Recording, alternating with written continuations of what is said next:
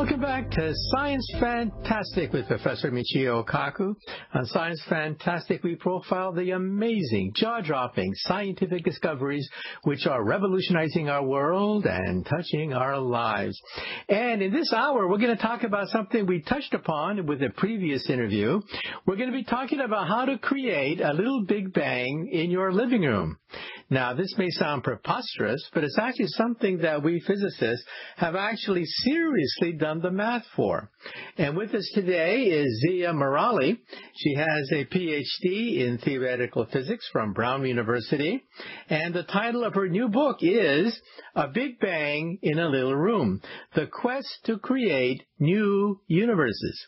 So today, we're going to be the ultimate sorcerer's apprentice. We're going to work out the mathematics and details of what it would take in principle to create a baby universe in your own living room. And then the question is, well, if it's possible that someday a physicist in the far, far, far future may be able to create their own Big Bang, then the question is, well, was that how our universe was created 13.8 billion years ago? And so once again, the book is called A Big Bang in a Little Room by Dr. Zia Murali. So Zia, one question that we always leading off with is, how did you as a child, somebody maybe the age of 10, what steered you in the direction of science and eventually theoretical physics?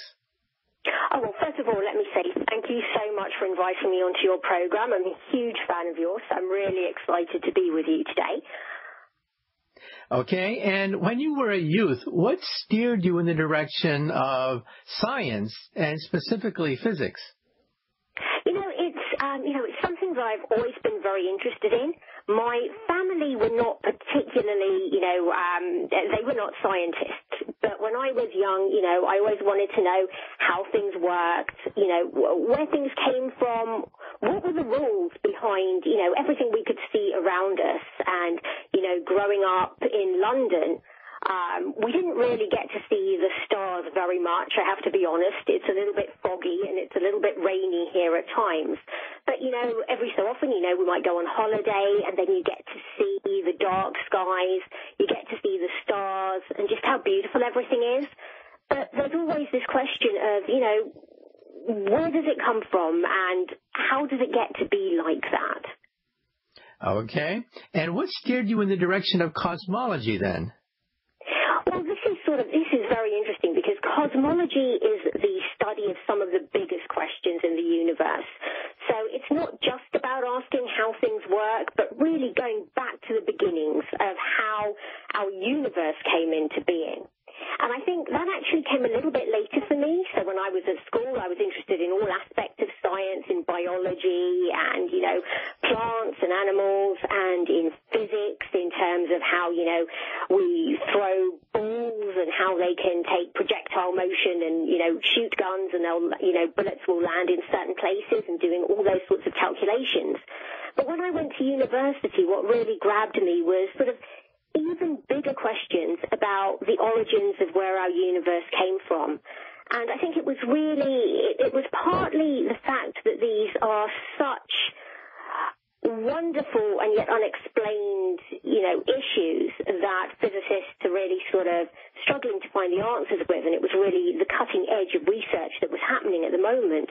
But also, it's very mathematical, and I'm somebody that, I like doing a lot of sums and things, and so I like to kind of put the two things together. Big questions, and then going away and sitting down and doing calculations to try and work out the answers. Okay, well, let's get right into the Big Bang, and then later the question is whether or not you can create your own Big Bang in your living room. But first, what do we know about the Big Bang? Explain to us the Big Bang, when it happened and how it happened. Okay, so, now we've got the Big Bang Theory television program. Everybody is aware of this term and this idea that our universe started out about 13.8 billion years ago from a very, very tiny point of energy, of sort of infinite energy that had sort of infinitely dense mass contained within it. And from this tiny, tiny point or singularity, this kind of exploded outwards and created the universe we see around us. That sort of expanded over time, it got bigger, and it actually stands as, the beginning of time and space. Before that, as far as conventional physics goes, we don't really, we can't really say what happened before that.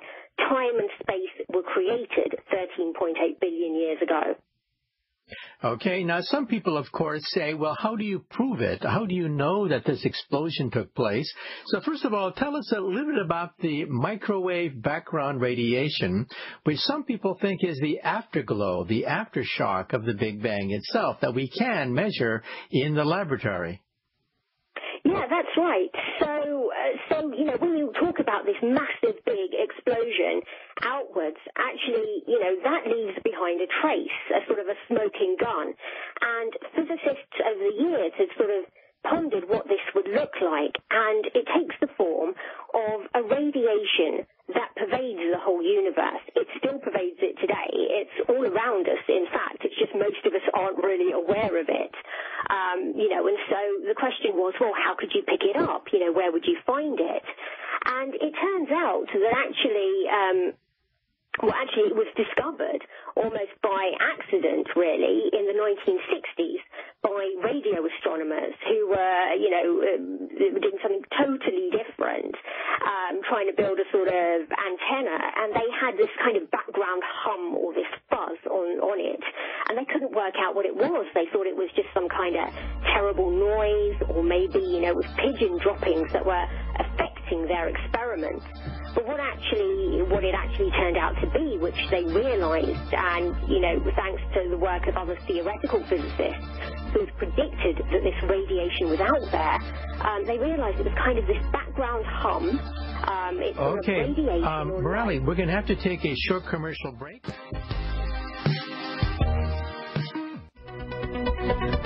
Welcome back to Science Fantastic with Professor Michio Kaku. In this hour, we're going to explore one of the cutting-edge questions of science.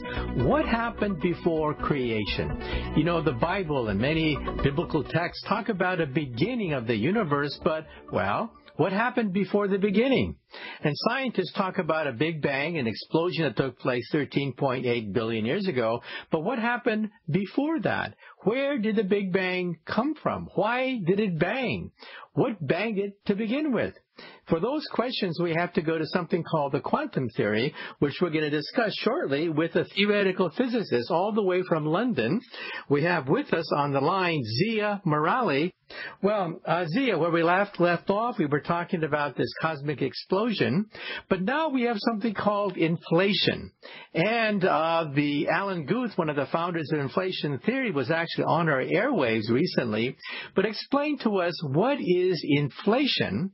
And because it's a quantum event, can inflation happen again and again and again? Right. So, inflation took place a fraction of a second after the birth of the universe, a fraction of a second after the Big Bang, where theoretical cosmologists think our universe went through a rapid period of expansion. It was growing up faster than the speed of light. And, they've worked out that this probably happened because it explains away some mysteries about the way our universe looks today, about, why different parts of the sky look so very similar when we look at the radiation, the cosmic microwave background that was left over from the Big Bang. And so, this process, this really rapid growth of the universe, it solves a lot of big mysteries about how our universe grew to the size that it is today, during this very brief growth spurt. And it created sort of the energy to give us the particles that grew into galaxies and stars and eventually, people like us. Now, inflation is a quantum theory, meaning that there's an uncertainty with regards to it, meaning that it could happen again and again and again. And there's a certain probability that it could become, it could happen infinitely number of times. And if that's true, does that mean, therefore, that inflation, which seems to fit the data, necessarily leads us to a multiverse of universes? Yeah, I think that's a very good question, and that's something that cosmologists are really thinking a lot about. And at the moment, many of them do think that, yes, this process, this inflation, if it happened once, then actually there's no reason to think that it wouldn't happen again at different parts of the universe. And so what would happen, in effect, was that, at any point in time, somewhere out there, a tiny little point in space could suddenly burst out like a growing balloon, and that point would give rise to another universe, which would be sort of neighboring to ours. And this process can be happening anywhere and everywhere around us, but we would then end up with a number of kind of different parallel neighboring universes, which could each have their own laws and their own physics, and which are sort of disconnected from ours. We can't kind of travel to them. But yes, they could be out there in a multiverse of many, many neighboring universes. So Einstein gives us a picture that the universe is a bubble of some sort. We don't know the nature of this bubble, but a bubble that's expanding, and we live on the skin of the bubble. And the inflation theory now says that our bubble can give birth to baby bubbles, and in fact, perhaps an infinite number of baby bubbles, which gives us a bubble bath of universes. So perhaps the Big Bang was created by the collision of two universes, or by the budding of a universe into two universes. Is that right? That's a wonderfully speculative idea, and I've heard all sorts of things like that. I've heard also, the idea that there can be these, bubble universes out there in the multiverse, as you said, and that they could perhaps collide together. And, if we're lucky, we could see evidence of those collisions as kind of scars on the cosmic microwave background, and that would give us evidence of the existence of other universes. And if we're unlucky, then, I hate to say it, but, you could have this kind of crash between universes, and it could destroy our own little corner or our little bubble of the universe. So there are a lot of wild ideas out there of what could happen if these bubbles crash into each other. And I guess, it's something that people are really looking into, because it could have very exciting and interesting, maybe scary consequences. Okay, now these other universes may not look like our universe. Perhaps a proton is unstable. Perhaps it's nothing but a mist of electrons and neutrinos and subatomic particles. But some of these universes could look very similar to our universes, with stable protons and stable atoms, right? So what you're saying is there could be a multiverse of universes with different laws of physics in each one. Is that right? That's absolutely right, yes. And that comes out of a theory which I know is very close to your heart, being a string theorist yourself, because I guess string theory, it gives rise to a number of possible ways that the laws of physics could be realized. And so the idea is that maybe, some of these different kinds of collections of laws and particles and forces that are allowed by the rules of string theory could be realized in different versions of these parallel universes. And yeah, some of them could be completely different. They could have different dimensions, different forces, different particles. They could be dead and have no kind of life in the way that we understand it. But others could have, life that is very similar to our own. And some physicists even, go as far as saying there could be other versions of ourselves, or people who are so very much like ourselves but only slightly different, other clone versions of ourselves in these parallel universes. So one question that I often get is Elvis Presley still alive in another parallel universe? Well, I guess you can't rule it out. There's always a finite quantum probability that even outrageous things that we think are fantasy could be realized in another parallel universe. Now, if this continual creation idea is possible, I asked Alan Guth, who is one of the founders of inflation theory, can you actually do this in your living room? That is, if you have a super powerful atom smasher, a particle accelerator much bigger than anything we could even conceive of on the planet Earth, then what would it take? What would it take to create the conditions by which you can cook cook a baby universe in the laboratory. What are your thoughts? He gave me some numbers. He did the calculation himself. He published a paper on it, in fact. But what are your thoughts about what it would take to cook a baby universe in your living room? Well, it would take, I know exactly the calculation that you're talking about that Alan Guth did there, because it started me off kind of on this path to writing this book. It would take quite a small mass of a very special type of space that can inflate. Only about 25 grams, I think, is what he calculated back in the 1980s, which makes it sound wonderfully easy. It's not that easy in practice. Yeah, in fact, I asked him, would it be dangerous to do that? And he says, well, if in a worst case, it might be equivalent to a small atomic bomb. So you would have to get out of the way pretty quick, he said. Well, going through my book, nobody has said anything quite that dramatic, but the idea would be to take hold of this kind of patch of space. And where would you find that patch of space? Well, some physicists in Japan have theorized that it could take the form of an exotic particle called a monopole that we haven't yet found, but which people are looking for. But you can kind of get this monopole, stick it into a particle accelerator, and fire particles at it at very high energies. Now, this would have to be higher energies than we have currently in the best particle accelerator in the world. Much higher energies, right? Right.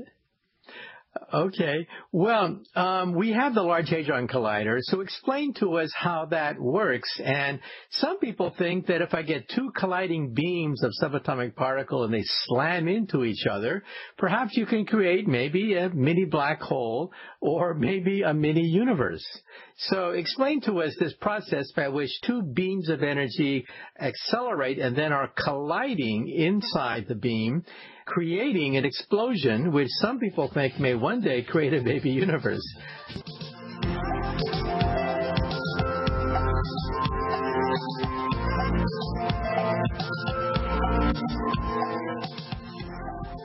Welcome back to Science Fantastic with Professor Michio Kaku. In this hour, we're going to go right to the cutting edge of modern physics and cosmology. Most of us are familiar with the Big Bang, if only as a CBS sitcom on television. But according to Einstein, the universe is a bubble of some sort. We don't know the details of how big this bubble is, but think of a bubble that's expanding, and it's been expanding for 13.8 billion years. But the theory that fits this expansion of the universe is called inflation. Inflation is a quantum theory, meaning that there's a certain probability that the bang could happen again and again and again. So we have a soap bubble of universes, with one bubble perhaps budding off other baby universes. So even as we speak, universes may be created somewhere far, far in the distance. And then the question that Zia Morali asks in her book, A Big Bang in a Little Room, is whether or not an artificial intelligence of some sort, an alien intelligence, would have the capability of creating a baby universe in their laboratory. And this is something that I don't think is going to be possible anytime soon. But, well, the calculation has been done. And so we'll talk about it right now. So, Zia, you mentioned the fact that, yes, Alan Guth did this calculation, but he said that it would take an enormous amount of energy to create this baby universe, right? This is not for the average scientist, and certainly not something you can do in your basement. No, absolutely. Even at the biggest particle accelerator that we currently have, they haven't quite got the energies to do this there yet. So we're looking at maybe, decades down the line where our accelerators could be getting more and more powerful. And then, even then, it's not that simple. You would have to get hold of a special kind of particle that is already primed to inflate in this way. And so one candidate particle that researchers in Japan have sort of suggested could be used in this way is called a monopole. And that's kind of like, when you have a magnet, say your fridge magnet, it has two different poles, a north pole and a south pole. And for a long time, physicists have imagined, due to their theories, that there could be a particle out there which contains only one magnetic pole. And they've been searching for it. So far, they haven't found it, but the theory says that if you could find one of these, this would be like a seed for a baby universe. Now, you would stick it into your particle accelerator, a very much more powerful one than we have today, hurl particles at it at very, very high speed, so they're going to transfer a whole load of energy to it when they smash into it. And that energy is going to trigger a very strange process. Now, what will happen is this monopole will start to inflate. Now, that sounds bad because you sort of think if this monopole is going to grow to the size of a universe, then, oh, my goodness, isn't it going to kind of grow out of the particle accelerator and it's going to kind of, destroy our universe? That would really ruin your day, right? A universe-destroying bubble, right? Yeah. But tell us a little bit about this expansion. Like that to happen. But actually, when Alan Guth and other people sat down and did these kinds of calculations, you'll be very pleased to hear that's not what happens. So what actually happens is space-time itself starts to warp because of this monopole, and it in such a way that the monopole grows its own space-time through a wormhole that is connected to our universe. And it sort of pushes out of our space-time, creating its own space and time in parallel to ours. And so in the lab, what do we see? We see a mini black hole. But that mini black hole is actually a gateway to this growing universe, this growing baby universe, that is now expanding and inflating, but in a disconnected space-time to ours. So in other words, if one bubble starts to bud a baby bubble, the baby bubble bursts from the outside, so it does not affect the bubble on the inside. So we're talking about a baby bubble budding from a larger bubble. Welcome back to Science Fantastic with Professor Michio Kaku. In this hour, we're talking about the cutting edge of physics, the point at which physics as we know it starts to break down, and we have to use exotic theories like string theory, which is what I do for a living. Now, we have with us a theoretical physicist, Zia Morali. She got her PhD in theoretical physics from Brown University, and her book is called A Big Bang in a Little Room, The Quest to Create New Universes. Now, at first, that sounds preposterous to be able to create a baby universe in your living room, but you can actually do the mathematics. The mathematics comes from Einstein. You have to revise it to include something called inflation theory. But inflation means that, yes, perhaps you can bud a baby universe from our bubble universe to create a baby bubble that then expands outward and thereby creating two universes from one universe. Now, some people say, wait a minute, doesn't this sound like becoming a god? I mean, you are creating a whole universe, a universe that may eventually have people in it, a universe that may eventually have life as we know it. And then what about the ethics of it? I mean, are we morally justified to create a universe with sentient beings in it? So, Zia, tell us a little bit about the moral question of what happens when you can become your own god in a baby universe. Well, it's such a huge question, and it's one that I wanted to ask everyone who was involved with the project. Do they worry about this when they're sitting down doing the calculations of how to make a universe? You could be talking about, as you say, creating a space where, people or other intelligent life grows, and you have no control over them, so you're not going to be, a very good god to those people. You can't really help them if they're in need. Are you worried about that? And I got all sorts of different replies. So on the kind of positive side, I spoke to philosophers who think very hard about, the idea of creating artificial intelligence, from machines and technology, but also intelligence in computer simulations and intelligence in baby universes. And for them, they sort of said, okay, you could create intelligent life and maybe these people would have a terrible time. But at the same time, there's something inherently good about life. And, intelligent life tends to make its environment better. It tends to, try to make circumstances better. And maybe if we think that life itself is just a good thing, then not only should we not worry about making life, but we should actually feel obliged to make life. But other people were far more worried. I spoke to somebody else who also had looked into, questions about accidentally creating life in technology. And that got me a little bit worried because, here was somebody who was sort of saying, I think our computers, our laptops, our telephones even, Siri on your iPhone is already displaying kind of aspects of having free will. And people are just not thinking closely enough about the ethics of creating artificial life around us in this universe, and it's something we have to take much more seriously, much faster. And so he was a bit more concerned about, just blithely saying, I could create life in another universe, or I can create artificial intelligence. He thought that was a big moral question. Okay, now this raises yet an even bigger question, and that is, what about our own universe, the universe that we're familiar with, the universe that we know and love? Was that created by an artificial being that had enormous power to create our universe?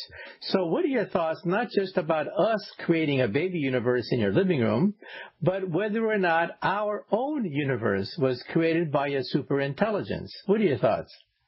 It's such a wonderful question, and what's really exciting is that there are physicists out there who have been looking for the answer to that, not just in terms of the philosophy or the metaphysics or the theology of thinking about whether our universe was created in somebody else's garage, but actually thinking, is there a scientific way that we could find out if that actually happened? And so what they have been doing is they've been saying, well, how would we know if somebody created our universe and left us a message for us to read? And we spoke a little bit earlier about the cosmic microwave background, which is this radiation that pervades our whole universe today, which, physicists look at to find evidence. Okay, Zia, we're going to have to take a short commercial break, but after the break, we're going to ask the big question, and the big question is, what about our own universe? Was our own universe designed by somebody else? Welcome back to Science Fantastic with Professor Michio Kaku. In this hour, we're going to send your head swimming because we're going to go to the forefront of theoretical physics, which is, well, what I do for a living. With us today is Zia Morali. She has her own PhD in theoretical physics from Brown University, and she's the author of a new book, A Big Bang in a Little Room, The Quest to Create New Universes. So let me sum up. First of all, Einstein gives us a picture that the universe is a bubble of some sort. We live on the skin of the bubble, and the bubble is expanding. The new wrinkle on all this comes from something called inflation, which is a quantum theory. And in quantum theory, things can happen again and again and again. There's always a finite probability. This means that the bang could happen again, which case the bubble can bud baby bubbles and create a bubble bath of baby universes, which collide, which bump into each other, or bud baby universes, and that's the Big Bang, the budding or the collision of universes. And then the question is, if the math is well understood, then can we create our own baby universe? Well, in principle, the answer is yes, but it would take a fantastic amount of energy, cosmological amount of energy, to assemble an atom smasher capable of opening up a rip in the fabric of space and time. So it's not going to happen anytime soon. But then the question is, and here's the ethical question, not that we can't create baby universes of our own, but was our own universe, the universe that we love, was it created by a super being that one day decided to bud a baby universe, and that's where we came from? So, Zia, what are your thoughts? Right. So, as I say, it's an absolutely huge question, and one thing that physicists have been looking for is signs, actual scientific evidence to prove that our universe might have been created by an alien intelligence, a super advanced civilization that made our universe in their back garden. And the way they would look for that is that they would look to the cosmic microwave background radiation, so that leftover radiation from the Big Bang, because that pervades our entire sky.